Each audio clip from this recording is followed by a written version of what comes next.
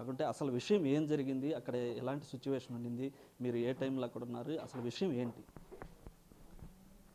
మేము కిడ్స్కి ఎగ్జామ్స్ అయిపోయిన తర్వాత వెకేషన్కి అని చెప్పి వెళ్ళామండి ఒక 5 days ట్రిప్కి.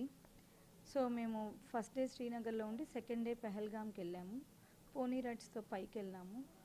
వెళ్ళి దాన్ని మినీ స్విట్జర్లాండ్ అంటారు. అక్కడికి వెళ్ళాము, లంచ్ చేసినాము. జస్ట్ లంచ్ చేసి నేను మా హస్బెండ్ జస్ట్ అలా బయట వచ్చినాము వ్యూ చూద్దామనేసి. వెంటనే బ్లాస్ట్లు వినిపించాయి. మేము పరిగెత్తే లోపలే ఇట్లా అంటే నేను చూస్తుండగానే కాల్ చేస్తూ ఉన్నారు పక్కన వాళ్ళని. వాళ్ళని చూసి నా పక్కన వాళ్ళు ఇట్లా నీల్ డౌన్ అయ్యారు, పడుకున్నారు. అంటే పరిగెత్తితే కాల్ చేస్తారేమోనని చెప్పి మేము పడుకున్నాము ఇద్దరం చేతులు పట్టుకొని. మా పిల్లలు వేరే దగ్గర ఉన్నారు. నేను ఎక్కడ మా పిల్లల కోసం పరిగెత్తి వెళ్ళిపోతాననేసి మా హస్బెండ్ నా చేయి పట్టుకొని పిల్లలు ఎక్కడికి పోరు, ఉంటారు అంటే మేము ఎక్కడ కాల్ చేస్తారన్న భయంతో ఉన్నాము. ఈవెన్ మేము అలా పడుకో ఉంటే కూడా వాళ్ళు వచ్చి మమ్మల్ని అంటే మేము తలెత్తలేదు, గమ్మని పడుకొనే ఉన్నాము. వాళ్ళు వచ్చి మమ్మల్ని హిందూనా ముస్లిమా అని అడిగారు.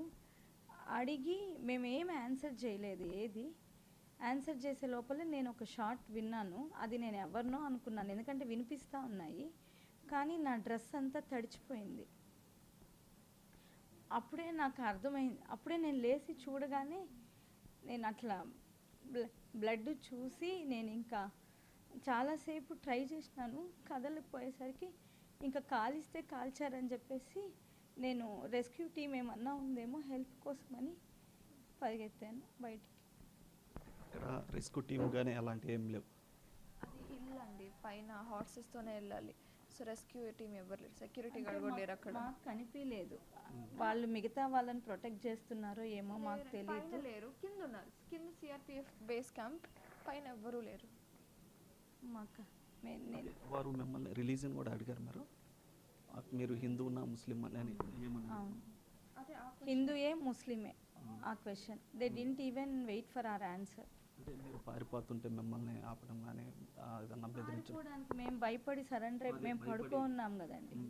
అంటే మేమేమనుకున్నామంటే పక్కన వాళ్ళు పడుకో ఉండేసరికి మేము కూడా పడుకుంటే మమ్మల్ని ఏం చేయరేమో అట్లా అనుకున్నాం. అటువంటి ప్లేస్లో ఏం జరిగింది?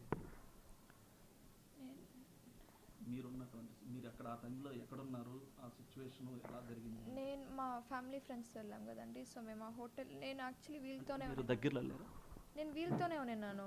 బట్ అప్పుడే వెళ్ళాను. సో వెళ్ళి ఆ షార్ట్స్ వినిపించేసరికి అందరు పరిగెత్తాము. నాతో ఎవరున్నారు కూడా తెలియదు. పరిగెత్తాము. ఆ హోటల్లో ఫ్యామిలీ ఫ్రెండ్స్ ఉండేసరికి మేము టేబుల్ కింద దాంకున్నాము. అప్పుడు వచ్చి తిట్టారు, ఇట్లా దాంకోకూడదు, బయటికి వెళ్ళండి, వెళ్ళిపోండి, వాళ్ళు వస్తారు అనేసరికి మేము ఇంకా పరిగెత్తాము.